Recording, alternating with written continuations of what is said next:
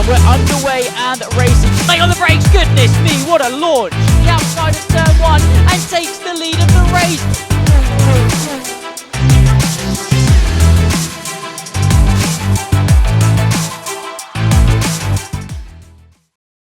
Hello ladies and gentlemen, welcome along to another round of your APC season, race 9 of season number 8 here in APC, and we are here for what should be a very, very exciting race. My name is Joseph Black, aka Kotkas, K-O-T-K-S, and alongside me tonight should be Owen Boldero once he can get everything sorted and suited and booted and ready and raring to go as well. But we have a very exciting race here tonight. As you can see on your screens, the Singapore Grand Prix is upon us, ladies and gents.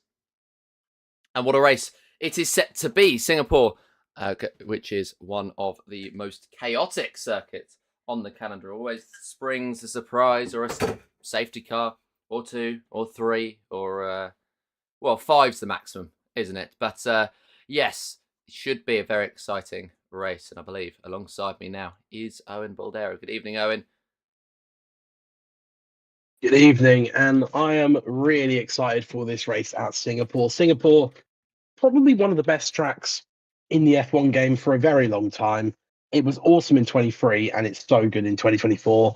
In terms of drivability, on F1 24, it's one of the easier circuits to drive, in my opinion, in terms of how the traction feels. Of course, with tight walls and things like that, it's not necessarily an easy circuit, but traction feels a little bit more smooth, I suppose, is the best way on Singapore. Hence why you see a lot of like world records, sort of like time trialers flocking to set lap times on Singapore. So yeah, really excited for this race, a driver circuit, and we'll see what it brings. Yeah, it should, well, throw some things up in this evening, especially with the way that this league always is. With well, our first couple of drivers out on the circuit now. Jammy Boy is on the circuit right now, and it gives me the opportunity to run through the standings as the drivers prepare for their formation laps. So the driver in P1 is Andrea Chenkovan. He has returned this week in the Ferrari, and P2 is for Ethan Shackleton. In the championship, he is just 12 points behind now, and with his pace improving over the last few rounds, you wouldn't say this championship is yet over. Carl Stewart Woodard in P3, and well, he's racing tonight with his real name, racing on Steam for the first time, so we'll see how this one goes for the McLaren. We've had a few of our a few issues tonight, just getting used to the machinery, but I'm sure we'll be okay as we head into the race. Then Daniel Riley in P4, and well, the battle for that third place looks to be heating up. Kyle holding on to it for now at least, but Daniel, and then behind him Connor and Brian, also with Aaron McGurk, who's not racing this in this season anymore. Those 4 drivers so close together, and then Lucas Erosini on 36, a no-show tonight. He could be out of championship contention, and then alongside him, right at the bottom, is the man who won last time out, George Chapman, who I'm sure won't be sitting at the bottom for long. But those 3 drivers at the bottom have taken Williams still to the bottom of the constructors, but that could change tonight, as they're only 20 points behind Kick Sauber, and the McLaren in second place on 171, so they're not out of reach as well tonight. And then Ferrari 218. I think it's fair to say they are, but we've got our first drivers out on the circuit now. And this will be our last time out. Race winner George Chapman to take us through a lap of the Singapore Grand Prix, heading through the first couple of corners. He's gotten through them okay, and he's come out at the other end of them pretty happy with his first sector. It's purple, allegedly. Well, it is, of course, purple, because he was the first and only driver so far to set a lap time. And yeah, there we go. He's absolutely fine. He's now heading through the second sector, the Singapore Sling as it was, and hoping to come out the other end of it in a good position. The second DRS zone on this sector, 2.5, will beckon.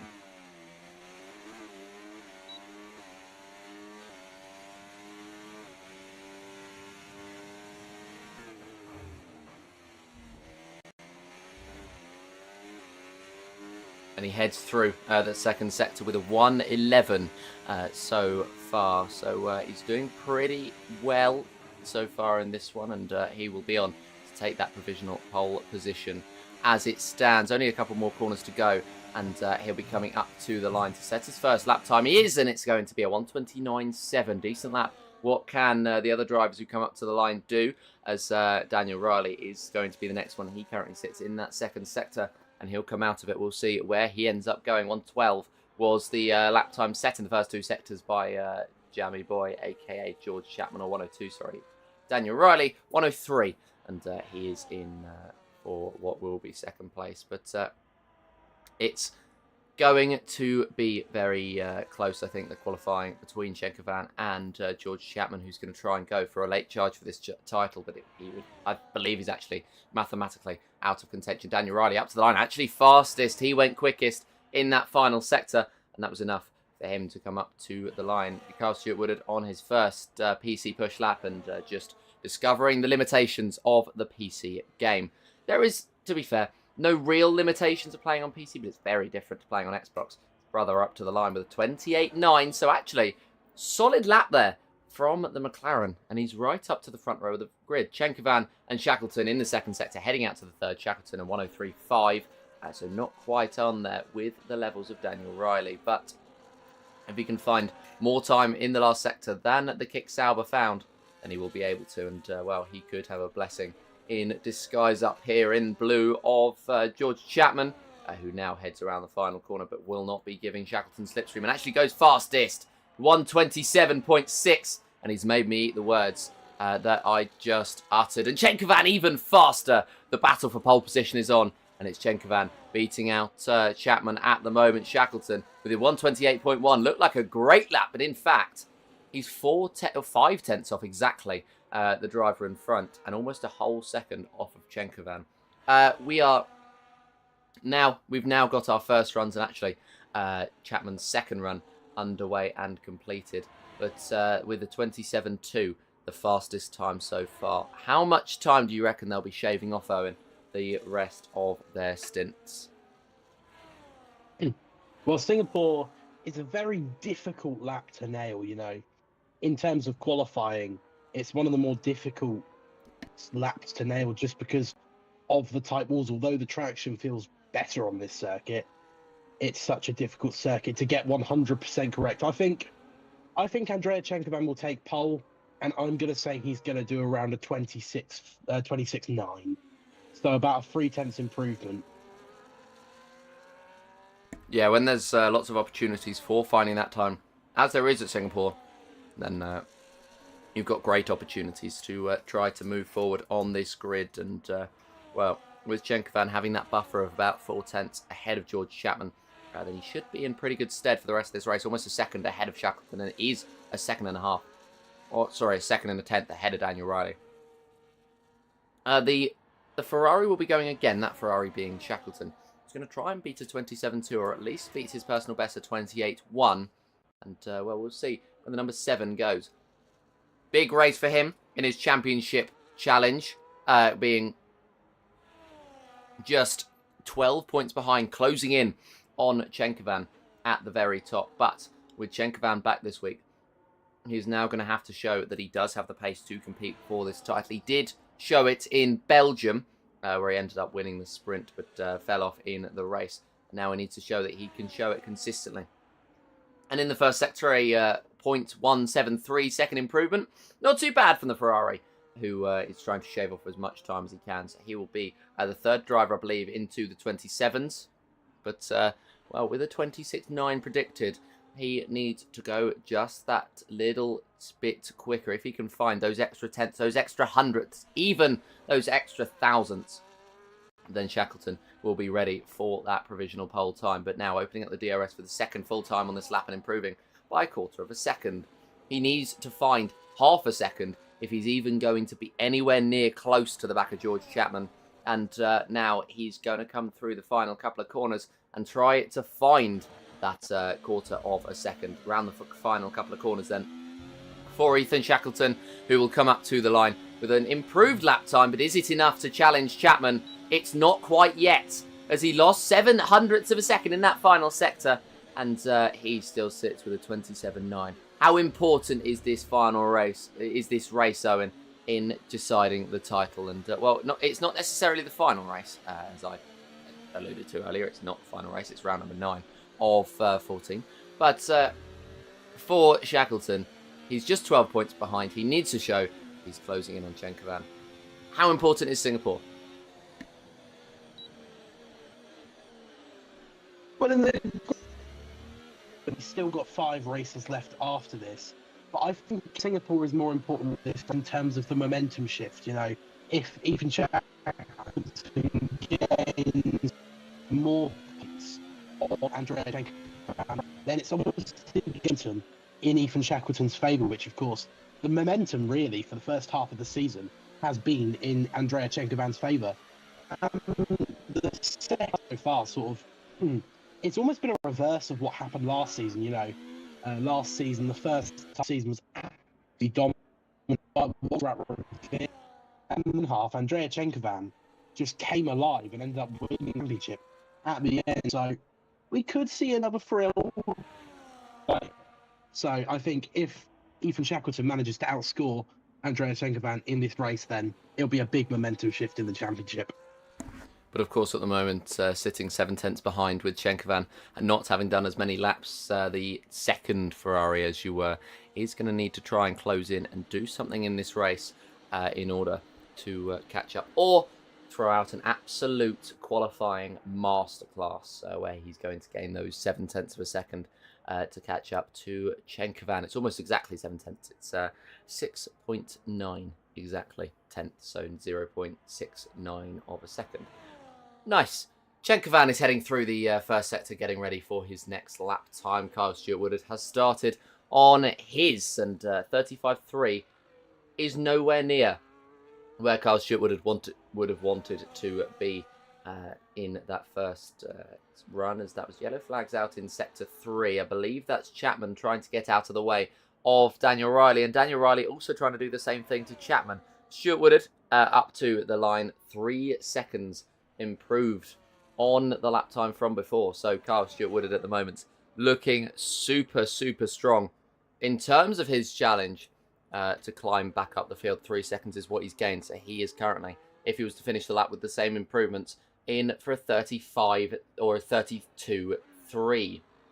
But of course, sitting in the 35s is not where he would have wanted to be. And he's going to try and improve on that now. Of course, he needs to find another 3 seconds if he wants to catch up to Brian Moore. If he continues on the rate at which he's going, which is improving by 3 in the first and 3 in the second and 3 in the third, it would have been enough for provisional pole, but only gaining just under 5 seconds in the first 2 sectors, 4.7 to be exact. And, well, if he can find the same time as he did in the first sector in the last, I think he'll be in a great position. If he can find what he found in the first sector, or the second sector in the last, he'll be in a decent position, but not quite where he would have wanted to be. Up to the line then, Kyle Stewart-Woodard, 1:29.2. Still behind Brian Moore, so just getting used to those conditions on PC. I cannot emphasise enough how big the difference is between the two. As somebody who's done both myself, but at the moment, Kyle just adapting, and he's only 2 seconds, or 2 tenths even, off of Brian Moore. Dan Riley then heading through onto the DRS zone, and he's got George Chapman for company just behind, both of which will be on push laps, and this will benefit George massively being in that slipstream, but it'll also cost him a bit of time with the dirty air. Daniel Riley improving by 3 tenths of a second in the first 2 sectors, and this could be the 4th 27 time of this run. He's going to come now up to the line. We've got just over 5 minutes left in the session, and he just runs over the curbing and does not complete his lap. George Chapman making the same mistake, or a similar one, somewhere where he's invalidated on his lap time. And it means that Chenkovan's under no pressure when he comes up to the line now and tries to set his lap time, which is going to be a 26.8. So already trumping Owen's prediction for that pole position.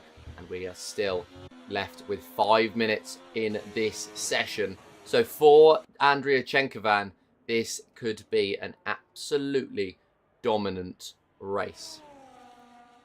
Daniel Riley, by the way, improving by 6 tenths of a second in that last lap, but invalidating. So he would have been on challenging with the driver in P2, with George Chapman, which could have been a very intriguing fight between those two, as Dan Riley hasn't necessarily had the pace to keep up with those top few, at least so far this season.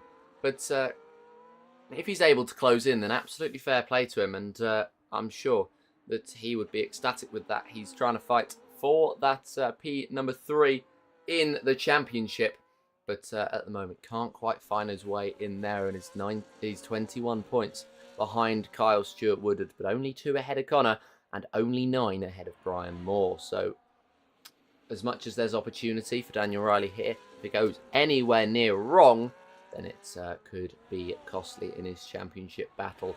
It's going to be a very interesting race for Dan Riley, isn't it? Around here in Singapore. I mean, there's lots of opportunities for drama, lots of opportunities for him to gain those points that we heard last week he was so angry about missing out on.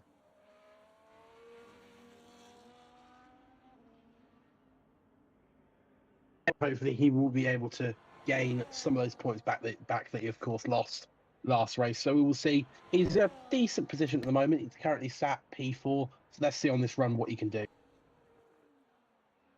We will see what he can do on this run, and if it's going to be anywhere near this last run, then he will be pretty happy with that one. And with less fuel in the car, it should be pretty in that zone. He's opening up that DRS then and running down to the end of the first sector, coming up to it with the time of a 26.4, so around where he would have been before, exactly where he was before, and he runs off the circuit. Daniel Riley making a mistake there and running off of the circuit. 2 minutes 53 left in the session. Not a lot of opportunities for drivers to set more laps. I think Chenkovan is on for pole, but we'll have to wait and see. Owen, do you think Chenkovan's got it? Yeah, I think so. I can't see anyone gaining sort of 8, 9 tenths on the final run, but never say never, I suppose. Yeah, never say never. Definitely never say never, especially here in APC. And with George Chapman, best of a 27.6, which was better than his 29 that he set on his first run. We could be seeing a switch in the balance. Of course, George won last time out, and he could be in a very, very good position if he backs that pace up here. It was decent pace in the Netherlands, but of course he crashed out. And then after that, it was last week where he ended up winning 3 tenths improvement in the first sector. George Chapman is finding this time here, and he is allegedly purple in that first sector. I will just check very quickly to see if it was actually, whether the game's lying to me.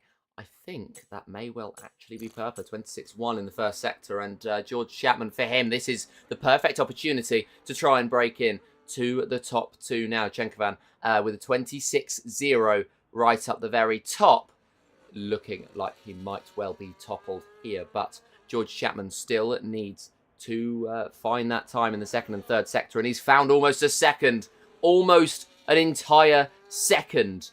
It's incredible what he's been able to do in that second sector, and if there was any doubt about that first, that second sector has blown it out of the water. Now he's only got a couple more corners to go and the straights to just hook this lap up and take that pole position of Chenkovan, who's not come back out of the pits, nor has Daniel Riley. Up to the line comes George Chapman, and it's going to be provisional pole position going his way, and I think, looking at the drivers that are out on circuit, it is pole position for George Chapman, but he's got Shackleton on his outlap. He's got Brian Moore racing around the circuit, improving by 2 tenths, but he's got a lot of time to find up if he wants to be up there.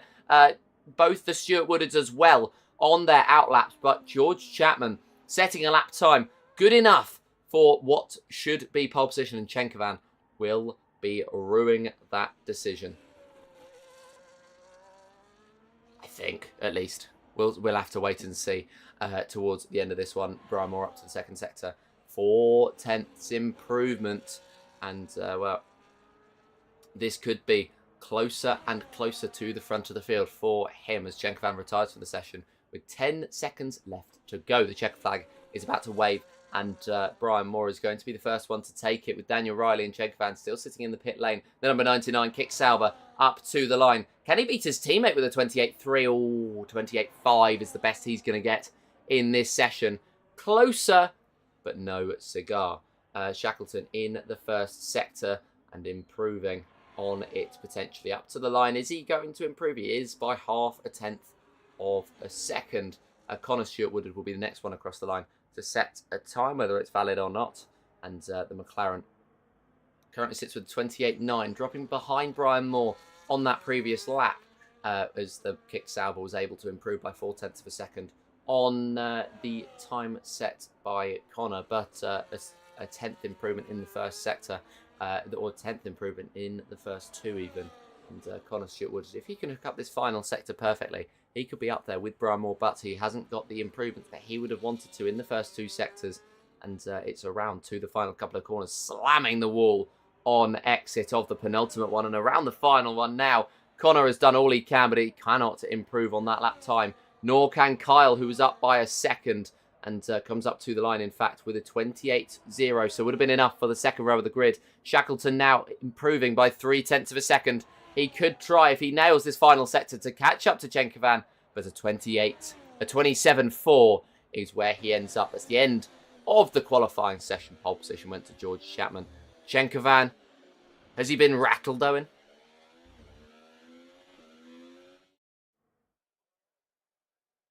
No, I don't think he will have been rattled. At the end of the day, he's not got his eyes on George Chapman. His eyes are on his teammate directly behind him, Ethan Shackleton.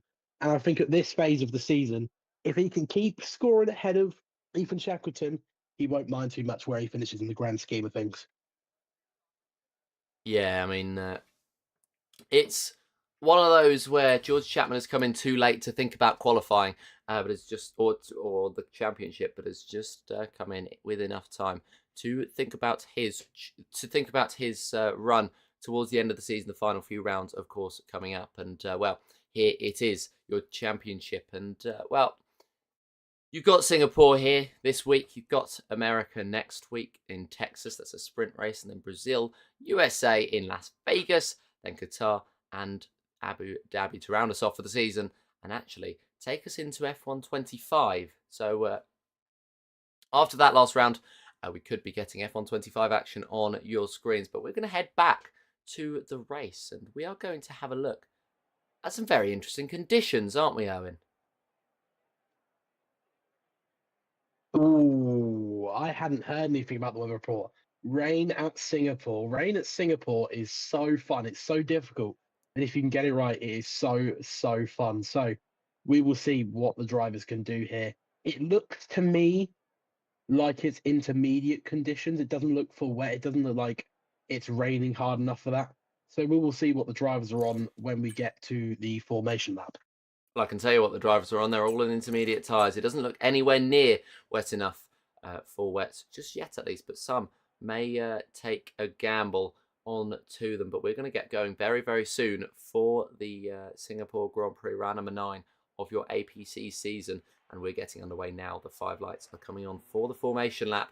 And, well, they're just getting prepared for their push laps and for first lap what is a wet Singapore race, and one that should be a very, very intriguing contest. George Chapman, of course, no worries about the championship for him, but he sits in P1 on the grid with a very, very good opportunity to take all 25 points home. Then it's Chenkovan in P2, Shackleton in 3rd with Daniel Riley in 4th, and Brian Moore in 5th. Then the Stewart-Wood 6th and 7th in the championship. But well, if you looked at it, you would pretty much be able to predict the championship standings, with Ferrari being on top, their drivers 2nd and 3rd, Kick Sauber being 2nd, their drivers 4th and 5th. Actually, it is going to be McLaren who are 2nd, but Kick Sauber who are 3rd, and Williams who are 4th, with just the one driver. But with, of course, Lucas Aracini not rocking up tonight, it could be George Chapman until the end of this season. He's the 3rd Williams driver to be included on the standings, at least this season, with the others being Aaron McGurk and Lucas Aracini, who, of course, hasn't turned up tonight. I don't believe he showed since crashing out in Belgium, which is a shame. But, yeah, it's going to be an interesting race. All the drivers just trying to warm those tyres up. They'll be getting as cold as 30 degrees Celsius.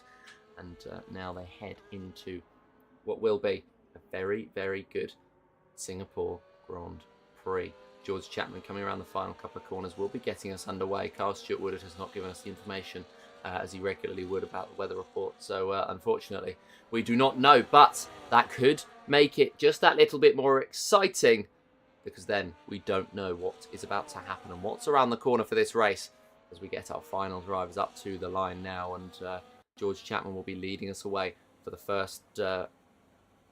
first corner, but he may not be leading at the end of it. The rain is coming down. You can hear it. Listen.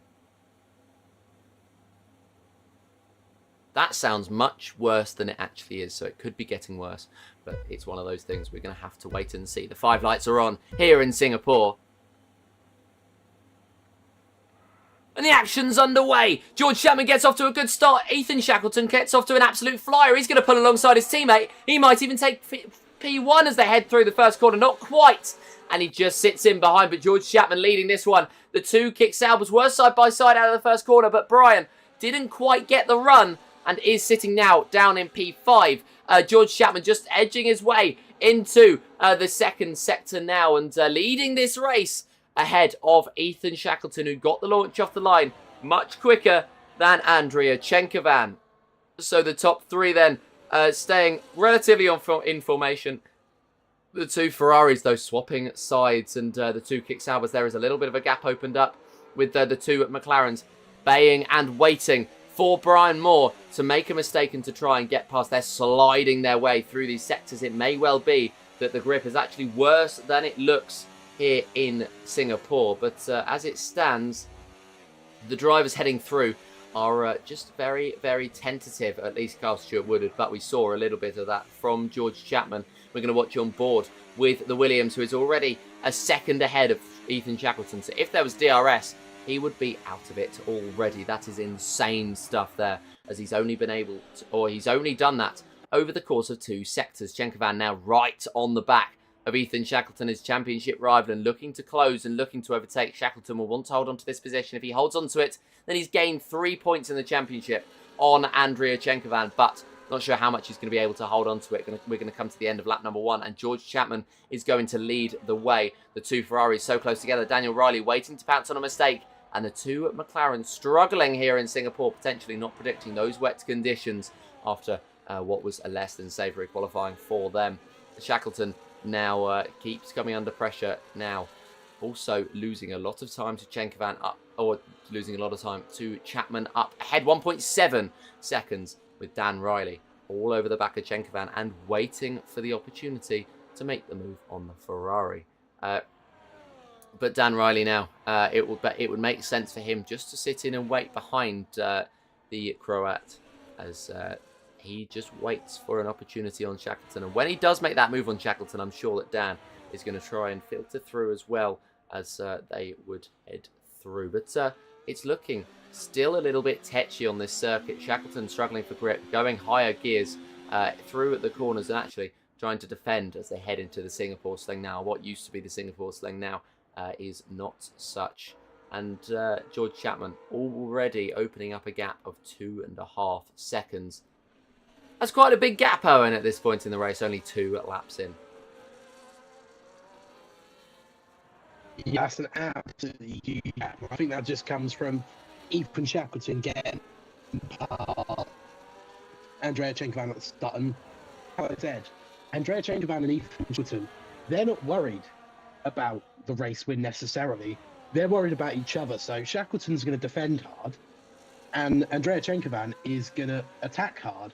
These two are going to slow each other down, which is potentially why Daniel Riley is sticking with them right now. Yeah, Daniel Riley just trying to stick in there, in behind Chenkovan and Shackleton as they head through the first few corners of this racetrack once again for the 3rd time in this race. And well, Daniel Riley, he will do well, I think, just to sit in for as long as he possibly can, waiting for that opportunity to climb up ahead of the 2 Ferraris. And I think the opportunity will allow itself to come at some point in this race with, well, the 2 Ferraris who look like they might be trying to scrap for this race, not this race victory for this 2nd place, but this moral victory in terms of over their teammates. But Shackleton just clinging onto it for now. And the gap has actually stabilised between himself and the Williams up in front with... well, it's actually come down on the last couple of corners. It's down to 2.4, but it stabilised around 2.4, 2.6.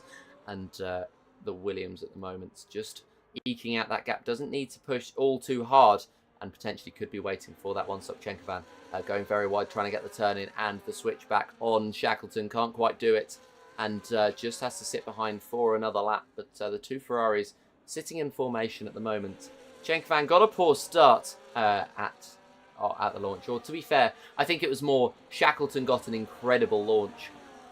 It may well be only the opening moments of a race, but how important is it to absolutely nail your race starts, Owen?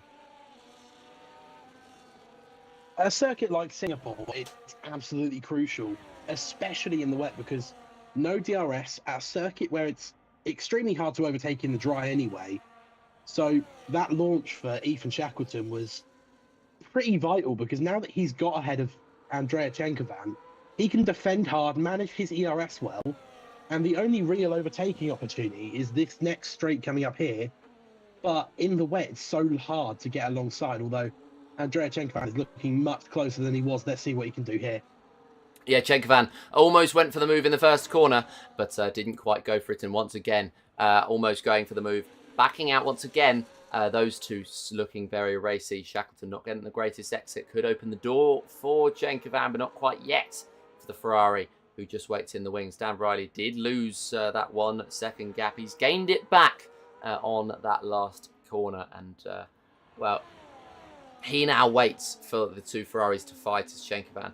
Very early turn in, but does make it stick onto the Lenovo advertising board. And, well, somebody with Lenovo computers very happy to see the representation.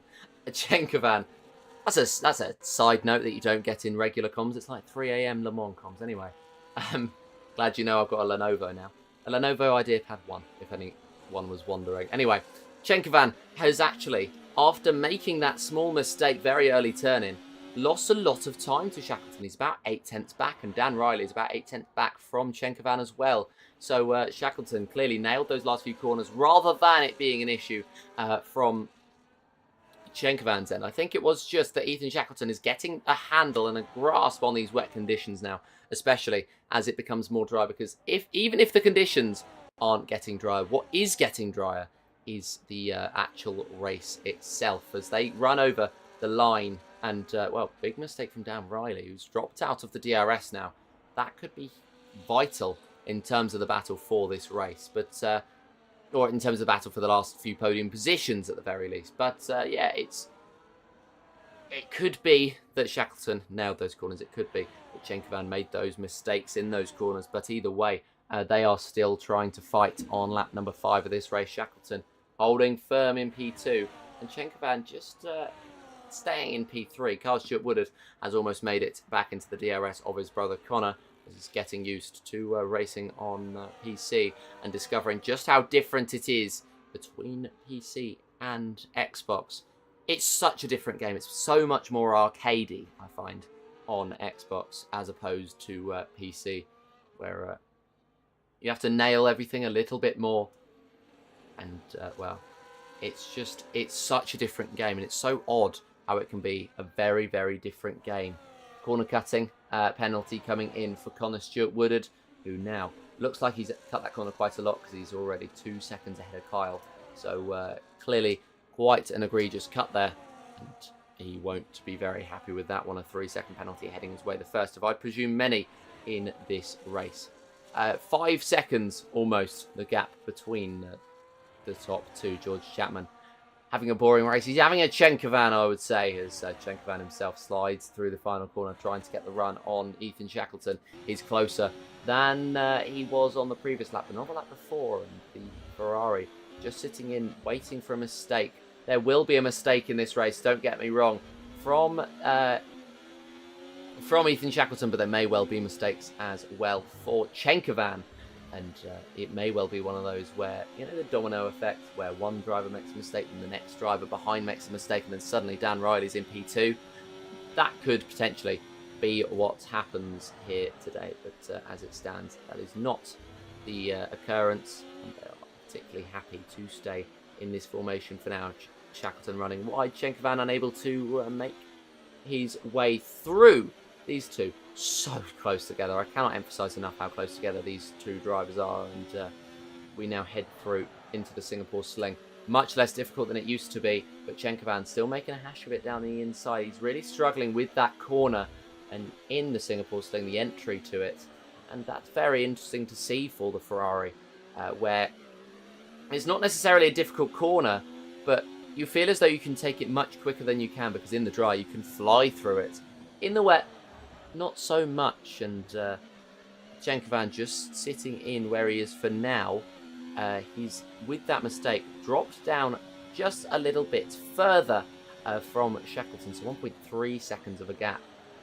Opportunity then, as big slide for Chenkovan. Opportunity then for Shackleton, and well, he's now going to come into the pits feeling as though he's losing that grip and actually sliding his way into the pit lane as Shackleton sets the fastest lap of the race. We've got a couple of drivers in, including our race leader George Chapman, for a set of dry tyres. Connor went for it last lap, and now it's the turn of Dan Riley, George Chapman, and Andrea Chenkovan to come into the pits. Kyle Stewart-Wood makes that same move.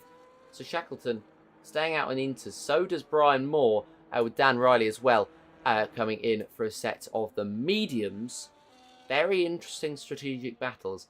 Has Shackleton and Moore left it just that one lap too long, do you think? It depends. I think these guys might have fallen foul potentially to the visual glitch. There is a visual glitch in this game. Oh, no, there you are, DRS enabled. I was about to say the time to come in is when DRS gets enabled, and it's literally just happened. So Scrap what I was about to say, no, these guys have timed it literally to perfection. Yeah, perfection, I think, is the name of the game. In this game, even if you have a completely dry condition, you want to wait for the DRS to be enabled for you to come into the pit. Same the other way if you want to wait for it to be disabled, and that would make a lot of sense. But yeah, they now, after setting the fastest lap, are looking under pressure. George Chapman 7.2 seconds behind Brian Moore, and this is definitely the turning point as he closes in down the straight. In comes Shackleton. Does Moore continue on, or is he going to come in? We'll have to wait and see. But Shackleton into the pits on lap 7 of 31. And it is a wet to dry race, or at least an inter to dry race. Very heavy braking for Brian Moore as he now heads into the pit lane, and will make a switch from the inters that look so good on the Kick Sauber, as it's just an all green, all black. It looks pretty nice, but Shackleton coming in. Brian Moore, 10-second time penalty as he came in, but he will come in regardless. A set of presumably the hards. Everybody but Daniel Riley has made that switch now. Daniel staying out on a set of the mediums. Very, very interesting decision from him to come in for a set of the mediums. How long do you reckon they're going to last in this race with everybody else heading onto the hards? If he takes care of them, they might be able to go to the end of the race. They might. I'm not saying they will for definite, but I think he's more banking on the fact there might be a safety car, is what I think he's banking on. Yes, I think safety car could be what he is indeed banking on. By the way, Shackleton just behind Chenkovan. So pitting a lap early has given Chenkovan the advantage. And that could be absolutely crucial in this race, because Chenkovan now has the opportunity to defend where Shackleton was so comfortable in before. If Shackleton had come in, he would have lost Chenkovan so much time, because they would have had to double stack. Maybe this was a discussed decision between the two, as they knew they would be close together. And maybe as well for the two Kick Saubers, with Brian Moore having to wait just that next lap, and the two McLarens as well. But Shackleton struggling as well to get up to pace. That one lap extra has cost, I think, Shackleton this P2, which could be so crucial. He looked so comfortable, and Chenkovan was the one who looked like he was struggling. Maybe Chenkovan has seen the prediction for the weather and has gambled on a dry setup. Fastest lap of the race for George Chapman as he comes up to the line with a 37.9, and Chenkovan going even faster. I think, Owen, Andrea Chenkovan's just been awoken. I think it's also partially because Andrea Chenkovan's tyres were already heated up, whereas Ethan Shackleton's tyres, he'd just come out of the pits. But going back to what you were saying earlier, I don't think that was a discussed decision. To me, at this phase in the season, you're fighting your teammate for a championship. The constructors is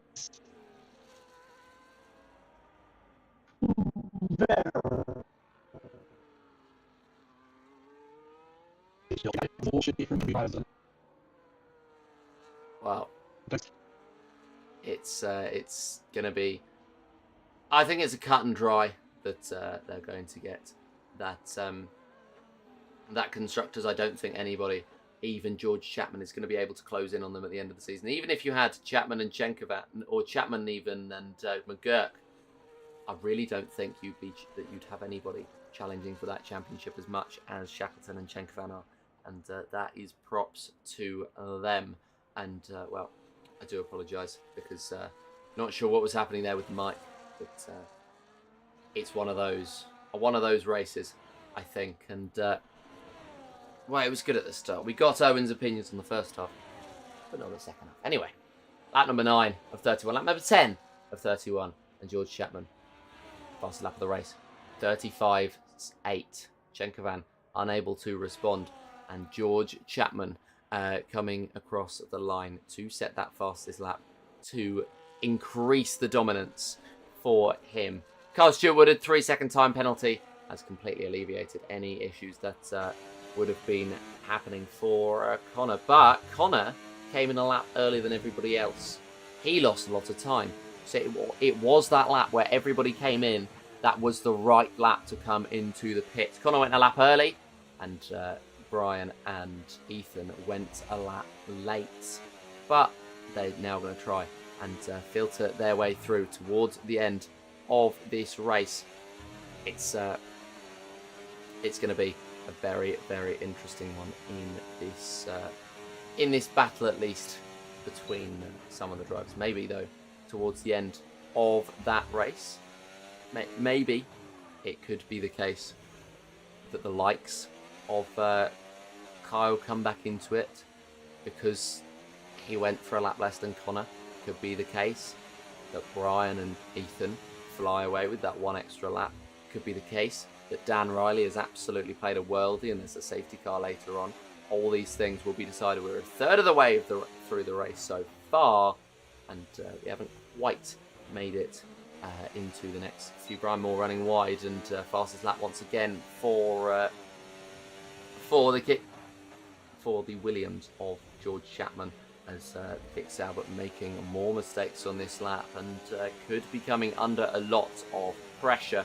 Kyle closing in, pulling to the inside line. Could he make this move, stick down the inside of Brian Moore? Yes, he can. Brian trying to hold on to the outside line. He has held on to the outside line, and Kyle's given him space. Around the final couple of corners they come then. Kyle still trying to hold that inside line. Brian panicking, running wide, and allowing Kyle Stewart Woodard to make that position up and head his way through into fifth place. So there we go. That is a move that has been made, and that is P1 for Kyle Stewart Woodard in this battle, P5 overall, and I'd say that he's probably going to sit there for the rest of the race, mainly because he is currently 19, almost 20 seconds behind Dan Riley, and as much as I think Brian Moore can catch up, I don't think he's got it in him to catch up, and I think Kyle, who's sort of warmed up now to the pace of PC and the sort of situation that you would have on PC. It's it's a switch that nobody would take lightly, and at the moment they have taken it, and he's just now trying to get adjusted to it. You will be faster on PC if you can get it right. It's all about getting it right. George Chapman then. He's been absolutely dominant, hasn't he, Owen? Another fastest lap pumped in. Although Chenkovan coming back at him, but only a couple of tenths quicker. George Chapman has been absolutely dominant in this race, hasn't he? Yeah, I think that pull away from Ethan Shackleton was absolutely crucial for George Chapman's race. You know, he was able to get the gap on them because those two were busy scrapping away, and he's now just sort of he's sort of maintaining it. I've been keeping an eye on it, and the gap's not really gone up or down for about sort of the last 4 laps. It's just sort of stabilized at around sort of 5.6 to 6 seconds. So a really, really good controlling race from him so far. Has been a very good race from him so far. He has just been controlling it quite literally. And, well, it's worked perfectly in his favour as he's now 6.1 seconds up the field. And, well, I'm very happy to get that one sorted. And he stays exactly where he would have wanted to be and taking home potentially another 25 points. We have got Chenkovan sitting in P2 closing that gap down, but not by enough. And he's got as well a big gap to Shackleton, a gap that is ever increasing and a gap that is coming down now between Shackleton and instead it's Daniel Riley. Fastest lap once again for Chapman, a 32.4 in comparison to the laps that we've had over the last few races. Absolutely insane, and that is incredible stuff from him. That is exactly what he's been able to do, and he's just closing that gap now to between himself and victory, almost halfway through this one. But yeah, just some incredible driving from him as they head through this race, and it's looking only to continue in this one. I think it's fair to say these drivers continuing on, racing on, and trying to keep up with the pace of George Chapman. Nowhere near close enough to being able to do so, and they are now sitting in behind him and just watching and allowing him to just drive off into the distance. I think that's the only thing you can really do, is let him drive off into the distance. You can't really think about catching him. You've just got to hope that there's a mistake made or something along those lines. But yeah, just incredible stuff from him to be up the field by such a margin. And it is, I would call it, doing a Chenkovan. And, well, wow. I think that's the only way you can describe it. Chenkovan now trying to catch him in. And I think he's going to have a very good opportunity to catch him in over the next few laps, as George potentially has pushed very hard. Chenkovan fastest lap of the race as well. And that's exactly what he would have wanted to see. Dan Riley, though, dropping a little bit off of Shackleton on the last couple of laps. How long, Owen, do you think he's going to be able to make those mediums last? As I said, if he's careful, they might go to the end of the race, but I don't think that's optimal. If you look at it, he's almost a full pit stop ahead of Kyle Stewart-Woodard. So I reckon he'll be at about lap 18, and then he'll go to another set of mediums to the end. I think since it started as a wet race, don't think you're required to use 2 compounds. I'm pretty sure. So I'm pretty sure he can just go to another set of mediums and then, well, absolutely fly to the end of the race. Yeah, he would certainly be flying, and, well, he'd need to close that gap quite a lot to Shackleton with any chance for a podium position, but the alternate strategy was worth a go, I think. And that's exactly what he's tried to do. Kyle Stewart-Woodard holding on. Brian Moore's still been able to hold in there behind Kyle, so it's very interesting. The gap between the two, as I said earlier, it is easier to be quicker on PC, but it's not necessarily that much easier to be quicker on PC, especially when it's your first time going. Wow. 31.4. And he's 31.3 for Chenkovan. I'm just watching these lap times come in on what are not new hards and just being amazed again and again by the pace of these drivers. It's certainly something I couldn't do. It's potentially something as well, Owen, that I don't think you could do. But you're looking to get back into the scene, aren't you? You're looking to get back into it. Do you think that at some point this season we'll be seeing you back in the APC cars, or do you think you're just going to be sitting alongside me? I don't know. That depends on Kyle. But personally, I don't necessarily have a strong desire to race in F1 24 for reasons that are pretty well known considering last week. But yeah, we will see. There's some really, really good laps being put in, but I think it also in some ways is expected. I think it's just because the track is starting to get rough. And although they're on sort of 8, 9 lap old hards, because the track had little grip, it wasn't the tire wear wasn't too high. So I think that actually being wet has taken care of their tires a little bit better than it would have if it was just full dry throughout. So that's why I say potentially Daniel Riley might be able to take those mediums to the end if he fancied it. Although, as I said, it's not optimal. Yeah, I think he would have been waiting more than anything for a safety car, which hasn't come just yet. I think he's going to wait a very, very long time. We'll see how long he actually does decide to wait. But you wouldn't think that it's going to be too much longer, as those mediums will not be the optimal tyre to be on. And, well, we'll see. He's 4.8 seconds off of Shackleton now. So he's not closing that gap. Shackleton also not closing that gap to Chenkovan. Chenkovan not closing the gap to George up in front. And another 3-second penalty heading Brian Moore's way as he tries to close in on Kyle Stewart Woodard. Lap number 16. So we're over halfway through this race. George Chapman surely has this one in the bag. But we're over halfway through this race. There's been no safety cars yet. Have I just jinxed this one, Owen?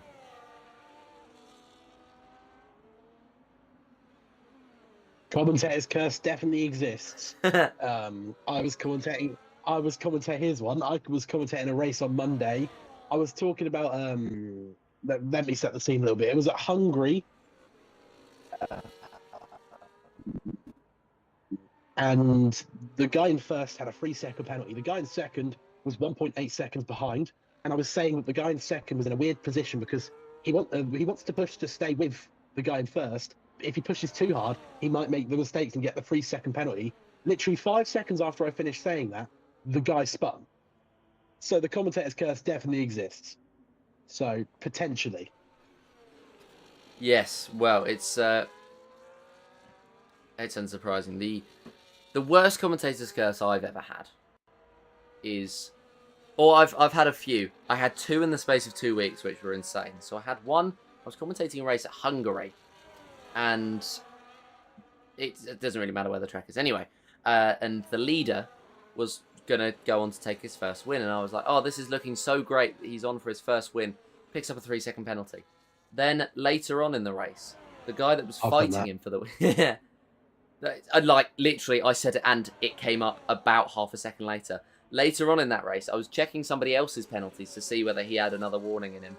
And I scrolled to the bottom of the menu screen, and it came up at the bottom, warning plus penalty, which meant that in the time I'd been in the menu, waiting, having a look to see whether he'd picked up that 3-second penalty, he picked up that 3-second penalty. It was the most insane clip I've ever got. And it was The worst. Incredible. The worst commentator's curse I've ever seen wasn't me.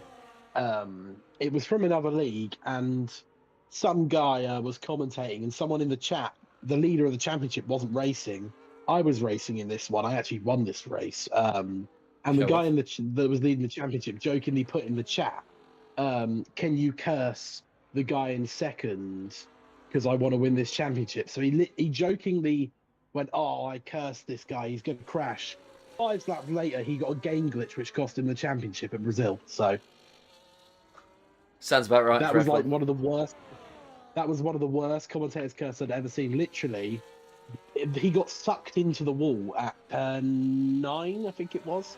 He got sucked into the wall. It was the weirdest thing I'd ever seen. It was ridiculous. I mean, I didn't mind it too much. I did 3 races. It was a 10-race championship. I did 3 races and finished second in the championship, and only 9 points off the championship. So I didn't mind it too much. No, I'm sure you didn't. And well, I'm still living off the glory of my F1 20. Oh, it would have been F1 2021 days.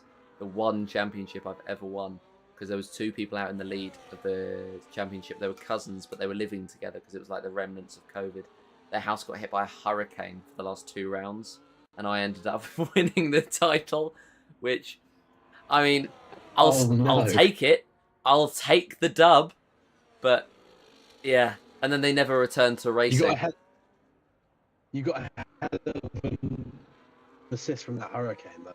Oh yeah, the Hurricane was like prime Kevin De Bruyne. Second time that I've talked about Kevin De Bruyne on a broadcast in 2 weeks, by the way. I mean, I as somebody who doesn't really watch football, that's probably 2 times too many. Anyway, he's leaving Man City at the end of the season. I'm sure they're devastated. Brian Moore right behind Carl Stewart-Woodard on lap number 19 of this race, and he could be getting DRS down the next straight, just like he has done all those times before. But can he convert that DRS into a move on this occasion? He's done so well to stay in the range of Carl Stewart-Woodard. And I think I'd say commentator's curse because I didn't back him. I really didn't back him to stay within range. But he's done so well to stay within range, and we've watched on with these couple for the last few laps now. And Brian's doing well. He's not only doing well to keep up, he's looking the quicker driver.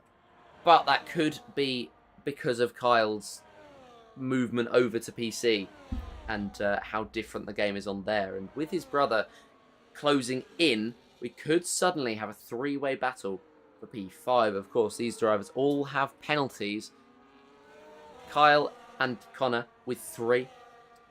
13 going Brian's way, but a lot of people have been having issues with the game glitching when they come into the pits. They're way below the threshold, but they end up getting a penalty anyway, so it's not all said and done, and don't take that as gospel. We are now heading on to what will be lap number 20, 2/3 through this race, and Chenkovan now is closing in on George Chapman. That's right, not by enough, as that's a poor exit for Carl Stewart-Woodard. Through goes Brian Moore, and he's up into P5, so a good move there from Brian Moore, and he's up into the top 5. He's into the double figures of points, and he could be throwing himself back into that battle for P3, and also his teammate back into that battle for P3, and awaking that championship scrap in terms of not just the drivers' battle for P3, but also the P2 battle for constructors. McLaren currently on 171 points currently in this race. All stats car going very well. They currently in this race, they will be taking home 14, and the two ahead will be taking home 22. So that's an 8-point split, and that means that the Kick Sauber team will close in by 8 points. But the gap still now is it's 28. It'll be down to 20 at the end of this race. So I think the battle for P2 in almost all of the championships is on, as Brian Moore makes a mistake out of the final corner, drops behind the two McLarens. Commentator's curse, I'm guessing. He's going to have to work all the way over again to get back up into P5. I think that may well be commentator's curse just brought into effects, and well, he's now going to have to do all that work again, isn't he? And with two McLarens up in front, especially with two who are, I would go as far to believe are in the same room, it's going to be hard to get past their teamwork. They're not in the same room. They're just in a Discord call, as far as I'm aware. They're in the McLaren VC of this server. But I also think the reason that Connor was catching and Brian was looking the quicker driver, I reckon they were working together. I reckon Kyle was purposely going a little bit slower to allow his brother to catch up, because it didn't look guaranteed point that Connor was going to be able to stay in that 10-second range. So I reckon Kyle's gone, oh, screw it. They're not going to catch them, so they may as well work together and guarantee it. Yeah, I mean, it's going to be a good race, I think, between these three as to who's going to come out on top. I think the two McLarens aren't going to mind whether Brian is actually ahead of them on track, because he does have that 10-second penalty more than the two McLarens, and that's not a pun. He does have 10 seconds more, and I'm not just saying that because his name's Brian Moore. Anyway, enough of terrible puns. Dan Riley is now 10 seconds off of Ethan Shackleton. I reckon he's going to try and go to the end of the race. You know, how far away is he, do you think, from the puncher range?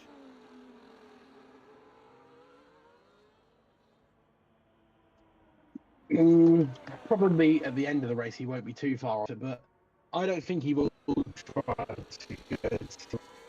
If he goes in, he's got a free pit stop to those behind him.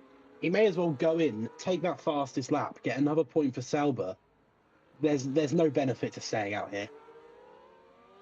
No, I really don't think there is. I do agree with you on that front. But yeah, it's going to be a very interesting one. And, well, we'll have to see what happens as we get to the end of the race. Connor looks as though he's just trying to blast away from Kyle and Brian Moore. At the moment, it does appear to be working, with the gap now being 1.436 seconds and increasing ever further. These two working together well, but 33 seconds the gap between Dan Riley and Connor Stewart Woodard. That's not what he would have wanted to see in terms of the fact that he can't now challenge P number 4. I'll try again with that one. Lap number 22 of 31. George Chapman in the lead of this race. Andrea Chenkovan in P2. Now 4.9 seconds behind. Do you think that the Croat is going to be able to catch George by the end?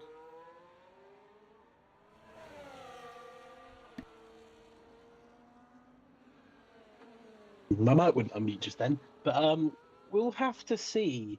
I don't think you can guarantee anything in a race like this. He might be able to, but equally anything can change at Singapore. I know that sounds like a really on the fence argument, but I honestly cannot tell you at this point. Yeah, I mean, he's closed in 4/10 in that sector, so not doing too badly. And, well, something's happened to Kyle Stewart Woodard, which means Brian Moore is able to get back through and move up into P6. This is good practice for Kyle as he tries to get his moves up and tries to get his sharpness up on PC. We'll swap back to Andrea Chenkovan, who is pushing incredibly, incredibly hard. Would the race victory then sort of snatch the title out of Shackleton's hands? Or not snatch the title out of his hands per se, but would it put a dampener on his title hopes as he looked into this race? 12 points behind. He would now, if Chenkovan did end up winning this race, drop 22 points behind. I don't think it would necessarily decide the championship, because all it takes is Andrea Chenkovan to miss one more race, and all of a sudden, if Ethan Shackleton wins it, he's in the lead of the championship. So I wouldn't say it dampens his hopes. He's still within that range, but I think if he's gonna win this championship or wants to win it, he's gonna have to pick up the momentum in the final few rounds.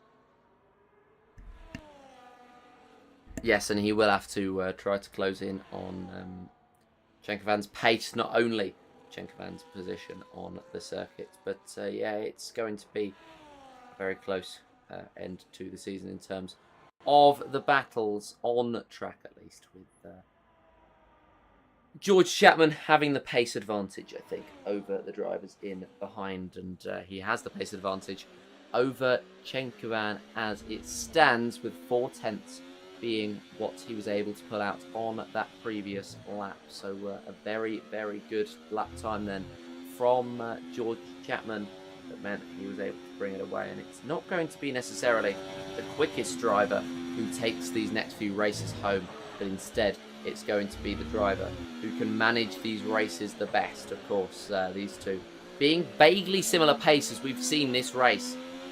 And I think that's going to really cause some really good battles towards the end of this season, and could also open a door for Ethan Shackleton. Almost said Ernest again. I don't know why Ernest keeps popping to the head, but it does. We've got Texas next up. That's a sprint race. Sprint race last time out was it went Shackleton's way, so I think we could be seeing the next one go his way again. He seems to have that pace over a few laps, but I don't think he can sustain it with Chenkovan over a race distance. It will also be, I believe, at least the first sprint that George Chapman will be competing. Then you go to Sao Paulo, Brazil, and well, that's a very different circuit where it's all so easy to spin.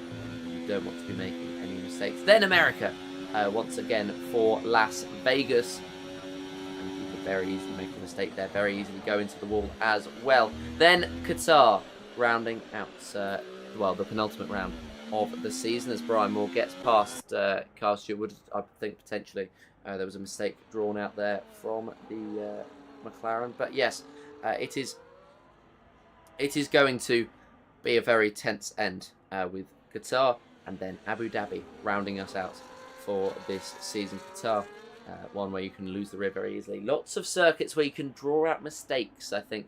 Brazil, Qatar, and then Abu Dhabi as well. If you're desperately fighting, it can really draw out mistakes. We've seen it not only in real life, also in some sim races, and particularly the F1 Esports World title, where Thomas Ronhaar made the send down the inside on Jarno Opmeer.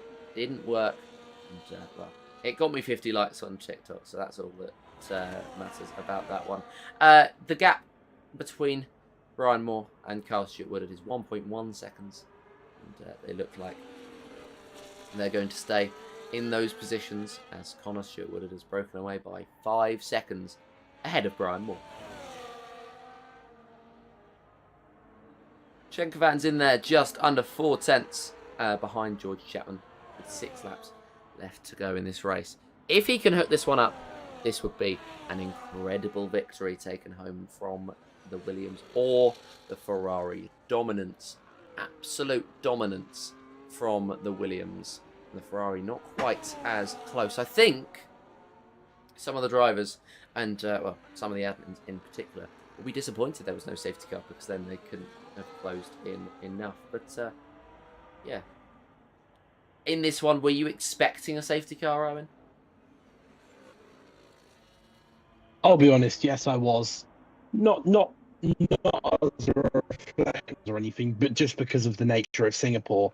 Tight walls, difficult sections, especially what used to be the Singapore split sling. But no, they've done well to not cause a safety car, and yeah, well done to them. Yeah, it's harder than expected to stay within a straight line on a circuit, especially the likes of Singapore, and just trying to keep it in a straight line can bring you points, can bring you all these sorts of things, and it's certainly brought points home to some of the drivers at the top of this field, and it'll bring points home to everybody if they don't crash in the next few races. Now I've just cursed everybody, and there's going to be no finishes in this race, but it is what it is. The lowest amount of finishes I've ever had in a race is 2, so well, we'll see whether we're able to match what was, I believe, a wet to dry race in Monaco.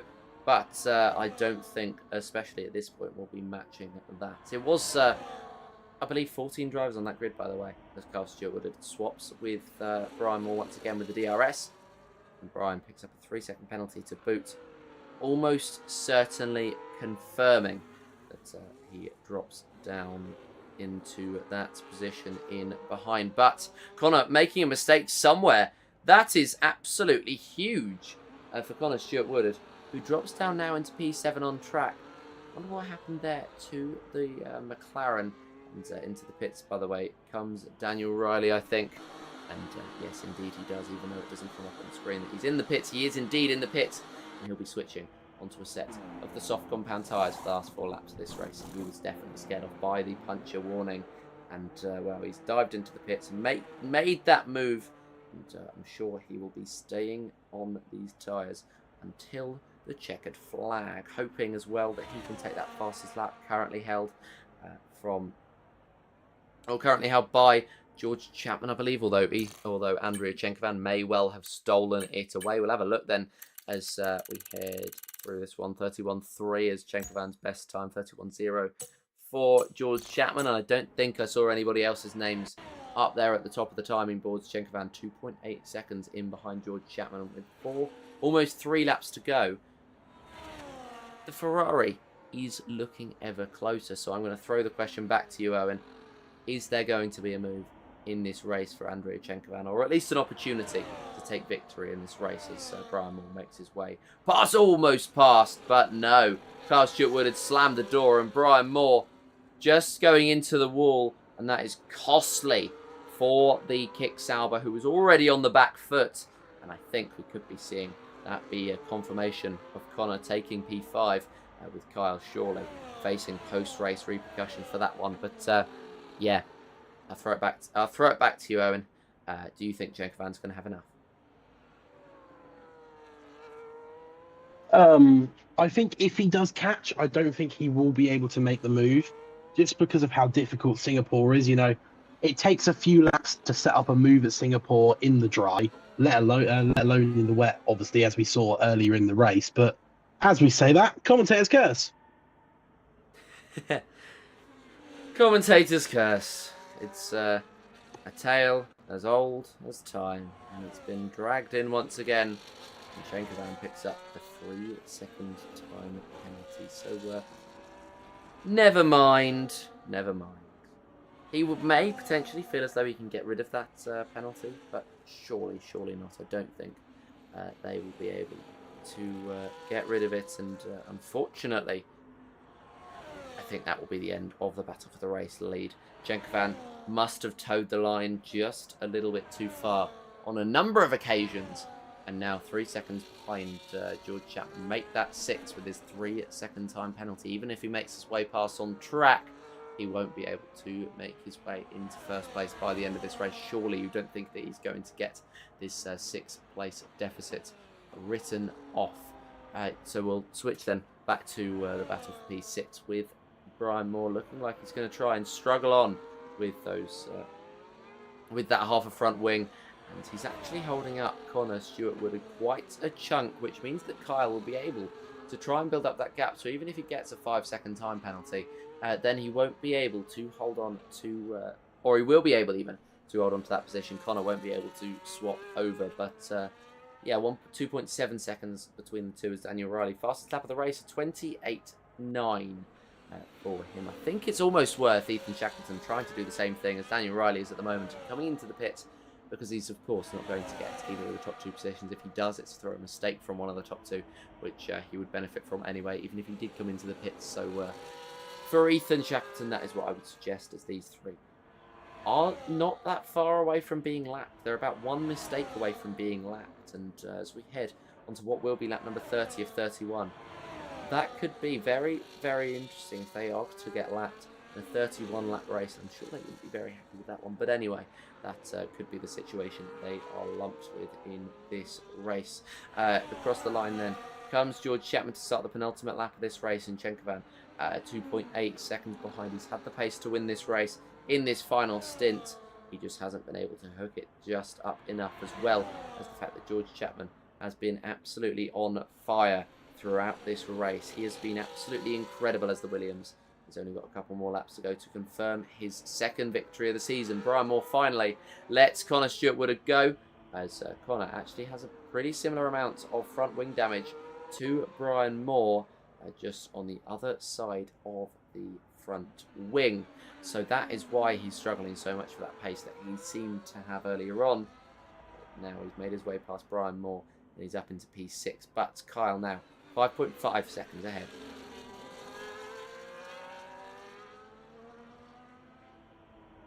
Brian with that DRS is going to try and get back past. I think his pace this race has been all right, if nothing spectacular.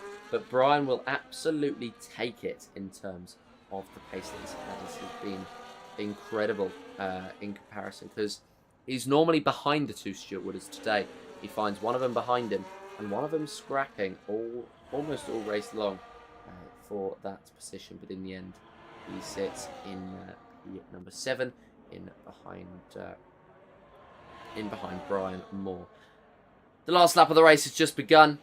You can see in the background as we look at Connor Stewart Woodard, the car of the Williams, who comes across the line to start his final lap of what has been a rather incredible race for him. Around the outside then looks Connor Stewart Woodard, as he takes P6 away once again and takes the DRS to boot. But there's 2 more DRS zones, or 1 and a little bit. This is the first one, and then there is just the 1 more until the checkered flag, and that will provide the opportunity for them to, or for Brian Moore to try and make his way through. They head down on the little mini straight. Daniel Riley has avoided a penalty all race long, and he's picked one up on the final lap of the race, which doesn't matter in the grand scheme of things, as he's just trying to push that car. But 33 seconds back to Kyle Stewart Woodard. You wouldn't think that he's going to get a penalty that sends him back that far down the field, unless it's a disqualification. Brian Moore trying to get the exit on Connor Stewart Woodard. Has the man from the Isle of Man been able to pull this one out? Not quite. And he's going to try and go for a move in this final set, but he has got Jammy Boy, a.k.a. George Chapman, in behind. And Andrea Chenkovan only 1.2 seconds behind. If only this race was about 35 laps long, that would have been an intense battle for the race victory. As it stands, it's going to be George Chapman, who looks as though he's going to come across the line to take victory. He's got 2 cars ahead of him. He might even get the DRS off of them, but it doesn't matter. As he comes across the line, George Chapman 2-2 here in Singapore and APC, taking the victory just ahead of Andrea Chenkovan. The gap in the end was 1.2 seconds. Give it a few more laps and minus that penalty off of Chenkovan's time, and it was an incredible race. Shackleton 33.7 seconds back. He did make that switch onto a set of the soft compound tyres, so we'll see whether the man who sits in P3 is able to snatch that extra point for fastest lap and try and minimise his championship challenge damage, as Chenkovan finished in a position ahead, and he will take 3 points further home. Will it be 2 as Shackleton comes up to the line? It will, with Shackleton getting a 28.5 and taking that 1 point home, which could be crucial as you come towards the end of the season. Then it's Daniel Riley in P4. He'll come home 13.8 seconds behind, and he won't be happy about losing that fastest lap. He's actually just going to try and milk this one across the line, and takes P4. P5 then for Carl Stewart Woodard, who's still back in the second sector, showing how big of the pace difference these drivers had. And today they just tried to bed in. I think Kyle was just trying to bed into PC, while Connor and Brian had the issues that they had. But at the end of it, I think it's going to be a pretty good end to what has been a pretty good race. But across the line comes Kyle. You've got Connor and Brian ready to go up to the line. They're up to the line.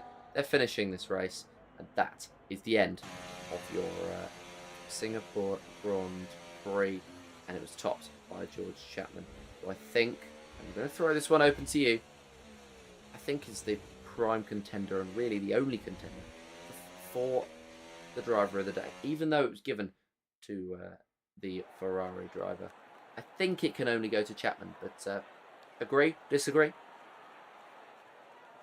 Yeah, I agree. You know, he got the gap at the start of the race whilst he had the chance to, and then just managed it really well. Really well. Of course, we saw Andrea Chenkovan patch him towards the end. Perhaps a situation of maybe Chenkovan managed his tyres a little bit better, but it didn't matter in the end. He had a big enough gap that in the end it didn't matter too much. So yeah, driver of the day, and pretty much lights to flag victory for him. Yeah, lights to flag. I think it was actually lights to flag in the end for the Williams, who ended up taking victory in that one. And it was a 1-2-3-4, finishing 1-2-3-4, with 5th going to Carl Stewart Woodard, who started 7th and 6th for Connor, and 7th to Brian. So we may as well have given points out for the finishing, or for the starting positions. We will drag in then your race victor, George Chapman.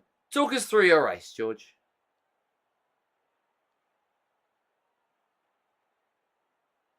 Oh, well, it was definitely a great one at the start, starting on the inters.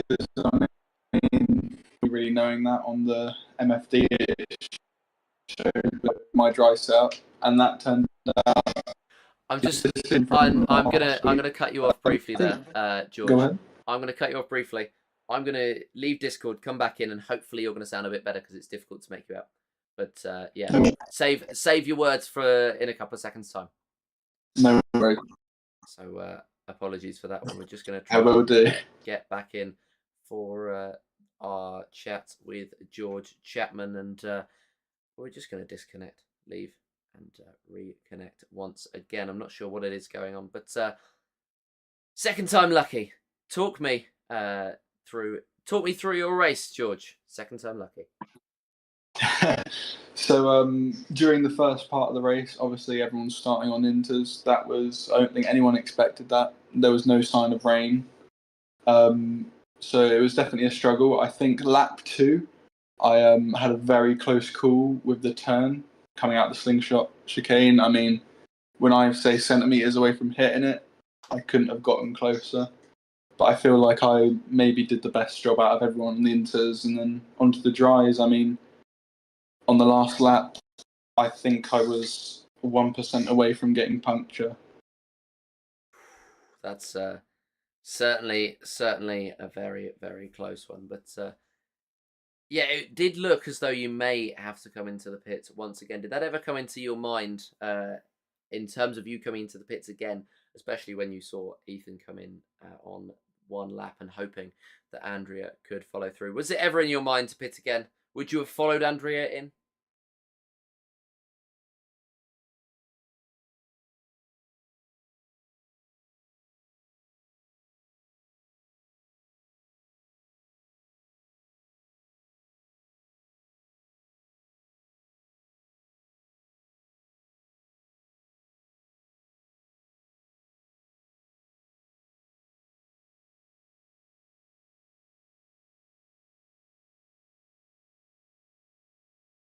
Yeah, it was certainly a strategic battle to manage, and well, it looked as though you managed it perfectly. You kept slamming in those fastest laps of the race. Did you ever think that Andrea was actually going to catch you?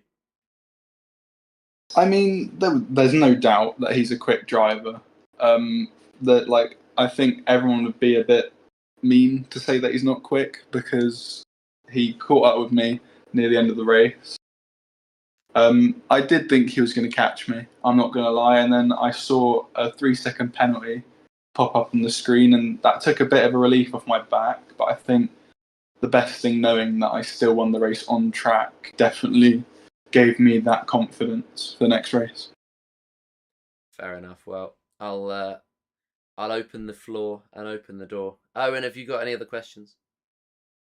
No, you covered that. Wonderful. Well, we'll see if I can go 6 out of 6 like I did the other day today. But go and drink your champagne, whatever you like to do, and I will see you again potentially next week. No worries. Thank you. Wonderful. Well, that was your race, Victor. And now we'll pull in the man who ended up right down the other end to potentially talk to us about. Sorry, we've interrupted your conversation there. You know what? There's always so many people in the waiting room these days. I mean, not having these big conversations. So it's quite nice. But yes, it's sorry to interrupt your conversation, but now you're going to have a conversation Appreciate with us. bringing me in. Now you're going to have a conversation with us. Talk to us about your race. Yes, indeed. Well, that conversation that you rudely interrupted was with Brian, because I don't know what happened with that incident. It was really weird. I was like, as far as I was concerned, I was just going in a straight line, and then he was kind of, I felt him hit me. So obviously I said to him, was it me? Did I turn in on you without realizing? He goes, I don't really know either. He's trying to watch his stream, but no idea how that happened. But yeah, very weird race. I obviously messed it up in quali. I would have been in P4 if I'd got my good lap in. I just went over, just invalidated that, which is really annoying, which obviously put me out of position. And the wet, like, not much was happening in the wet. We all kind of was just in our positions. We all struggled a bit. And initially on the dryers, it was hard to get grip. It didn't dry up that as quickly as we thought it would. But yeah, once it was dry, I felt pretty confident. But there was I don't know if you saw it, but there's that one corner, the fast left-hander, where for some reason every 3 laps I would just lose the rear end under braking. It would just go, and then Brian will then come past me, but then Brian will then do the same on the next lap. He would then lose it in that corner. Can't really explain it. In all the practices, never lost the back end in that corner, so I can't explain why that kept happening.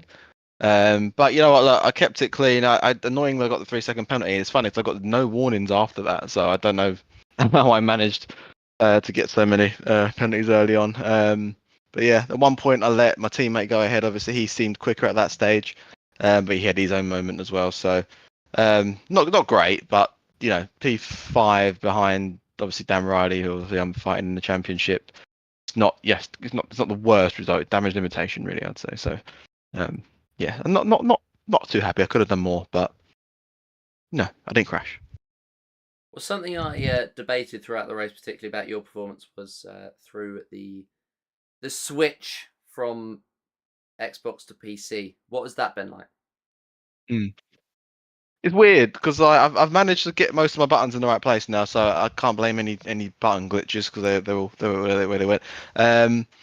It's different. I've got an ultra wide monitor on the PC as well, so it's it's a much better field of view. But I'm still on the play seat, so that's kind of just pushed up against the monitor. So, but to be fair, not that different. I gotta say, I've got a wider field of view. The best thing about it though is my wheel, because I've got the SF1000 wheel. The amount of information I now have on my screen is insane. I can see everything, tire temps, where I don't have to do anything on the game anymore. So that actually is a help. So once I'm properly used to it, it would be more of a help than a hindrance. But there was one point where the controller disconnected randomly while I was in the fight with Brian, which was a bit weird, and the wheel, sorry. Don't know why that happened. Didn't happen again. Put me off for a bit. but yeah, you know what? I think this is going to be the way to go going forward. I'm quite happy with that. Fair enough. It's it did seem to be a not too bad race. Just one where I thought you were adapting, because it's well, at least to me, feels a little bit different between the two games. But that may well just be me. Have you got anything, Owen, before we send Kyle back to his conversation in the waiting room?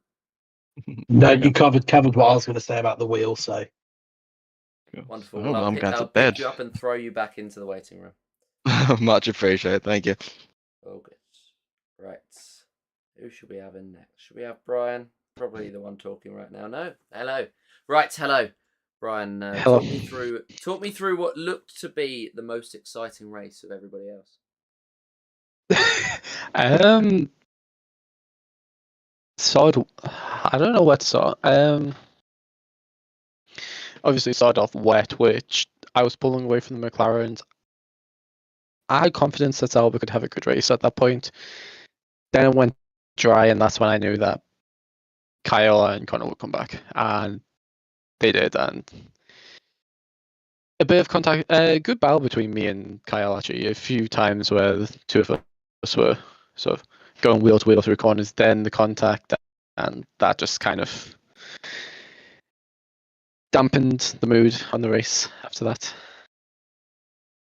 Yeah, it was. It didn't end up being the greatest race in the world for you. I mean, that contact with Kyle was certainly not ideal.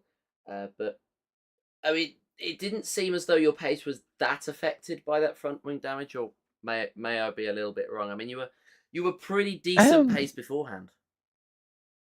I was still lapping within about half a second off my best in the race after the damage, so it didn't really affect me. It just changed how I had to drive. I had to use a bit more of the track than I wanted to on the corners, and I got a couple more warnings, and then I just decided to just get home in one piece.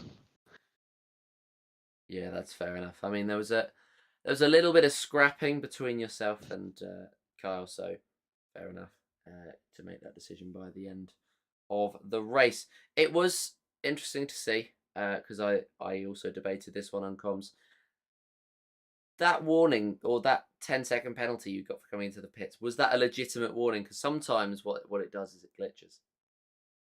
I've just looked at it. Whilst I was in the waiting lobby, I was looking at it, and from my POV, I was across the line in the green, and it sped up after the car had fully crossed the limiter line.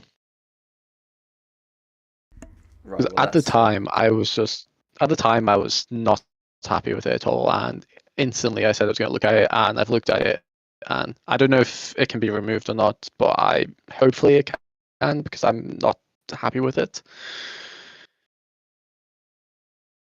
Yeah, that's it was certainly a very common glitch that we've had recently, and well, yeah, F125 is just around the corner. Owen, have you got any questions for Brian? Owen has just left.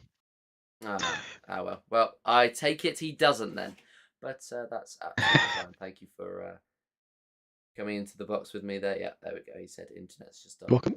That's absolutely fine. But yes, thank you for coming into the box. Thank you for racing, and well done on your points. No worries, thank you. Dropping back in there, we've got we'll drag Dan in then. Somebody went on the alternative strategy under the dry conditions. But first, talk me through your race as a whole. Yeah, no, I'm kind of it's kind of mixed, if I'm going to be honest. I think like P4 I should be happy because one, it's much better than last race because I DNF'd and got P6. I outscored Kyle, which is my main rival for P3. So it's a good weekend overall on paper, but I'm really annoyed about that fastest lap that was taken away from me. I was having a chat with Ethan about it, and he was saying like, "Oh, you should have pitted way later." But my tires were absolutely cooked. I think it was like pushing 70 tire wear on my right left. Was it right rear? Or, I can't. One of my tires was like pushing 70 basically. So I had to pit as early as possible. I think it was like lap 26 or 27. So yeah, I wanted to go. I wanted to go later, so I can definitely get that fastest lap. But I just wanted to make sure I didn't DNF again. So yeah, it was an okay race overall.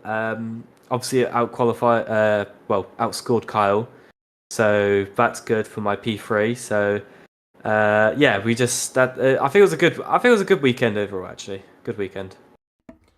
Yeah, I mean that's fair enough. I did have this question to ask, and it was: you looked as though at one point you had the pace to fight with Ethan Shackleton. Did it feel that way, or did it just feel like you were trying to cling on? What lap was this? Was this when we put on soft or like It or was mediums? it was right early on in the inter conditions when you were right in behind trying to hold on at the start of the race. Yeah, Chenkovan and I was really surprised in the pace I had because I remember when I was because I think it was like 3 seconds away from me, and then all of a sudden, like within one lap, I got like what was it, 1.7 or something, and one of those laps I got purple middle sector. So I was really surprised with my pace then.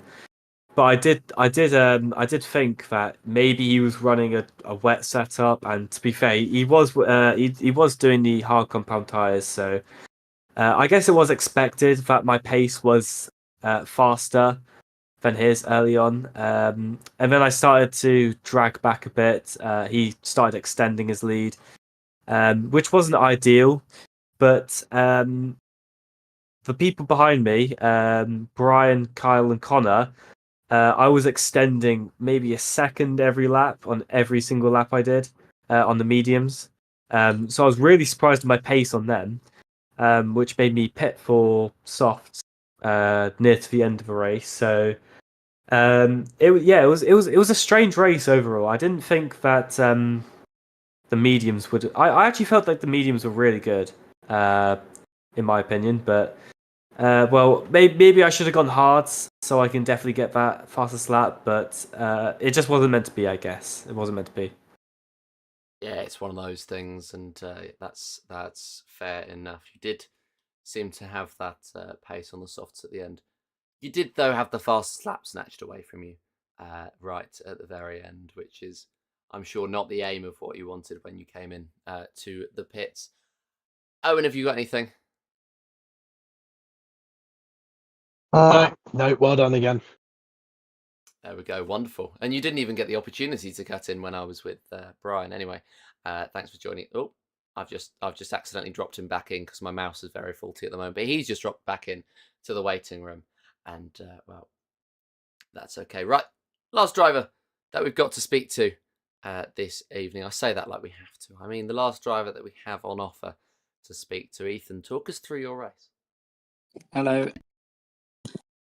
So yeah, I was really happy with the start as I jumped my teammate, and then unfortunately I don't think my pace was, especially on the wets, my inters, but my pace was not very good. So I'm surprised Chenky didn't overtake me. It felt like maybe he was holding back on purpose almost. But I had good pace in the second stint anyway. Obviously not enough to challenge for the win, but definitely enough to keep up with them. Maybe if there was a safety car, something could have happened. Yeah, it was one of those where we didn't have any safety cars at Singapore, which is a genuine shock. But yeah, it was a very, very interesting one. interesting race just to compete with. We saw Dan Riley right behind you at the start, and he went for an alternative strategy where he went onto the mediums and then the softs at the end. Was there any consideration of that for you, or were you just going to bang it out hard till the end? No, the plan was always hard because they're just sublime around here. They feel good as well. Like they don't feel like a hard tie that's not grippy. They actually have grip, but they don't wear. It's amazing. Whereas the mediums seem to just rip to shreds when I was practicing. Yeah, I mean, he, I believe, was near his puncher region, so they weren't great towards the end of it. But yeah, it's fair play to him for going on that one, and I think the hards in the end was the right strategy. But you did manage to steal that fastest lap off of him at the end of the race. Was that just a consideration of trying to take that fastest lap point away, and more specifically, is it just a case of trying to keep with Andrea Chenkovan as much as you can? Are you thinking about the championship? Yeah, I'm thinking about it a little bit, but I always know, kind of in the back of my mind, I'm not at the same level he's at. So I've got to do everything I can to maybe disrupt him or make it as difficult as I can to try and force an error, because I know that I haven't got the pure pace to actually, like steamroll the championship. Are you thinking that you might have a chance at it though? Oh, of course, especially if you never know. There might be, say, as a power outage, you can't turn up one week. That could hand over a big haul of points my way. So yeah, there is a chance. Well, we'll have to wait and see. Owen, have you got anything? Yeah, I've just got one. When your teammate was behind you in that first stint, were you actively trying to keep him behind you for the sake of the championship? Yes. but it felt like he was lifting off to not battle me. I don't really know why. Maybe I'd need to see his onboard to know, but it felt that way. So, well, we're thinking about the championship at this point. Got 5 rounds to go, and well, thank you for your time. And well, we hope that you're in at least championship contention as we head into the final round. That's always the way we want a championship to go. Thank you. So, we've got 2 drivers thinking about the championship. Chenkovan, unfortunately, not able to join us, but well, the man who is just behind and has had the gap extended on him by 3 extra points, trying to fight for that championship by any means necessary. Owen, have we got any final thoughts before we round off for this evening's broadcast? Yeah, well, Singapore, an interesting one that we didn't get a safety car. Singapore, one of the circuits where a safety car is generally more guaranteed than at other circuits. Interesting in the rain for sure. We saw a bit of a shake-up in the rain. There were some drivers, such as Ethan Shackleton, who were able to push themselves a little bit further up the order than they maybe would have been in the dry during the wet. And then heading into next week, we head to Texas, of course. A complete flip of a circuit. Very open. Not really all that many walls to hit. So join us next week to find out what happens with the championship fight. Yes, join us next week to see what happens with the championship fight. Indeed, it's certainly one to watch.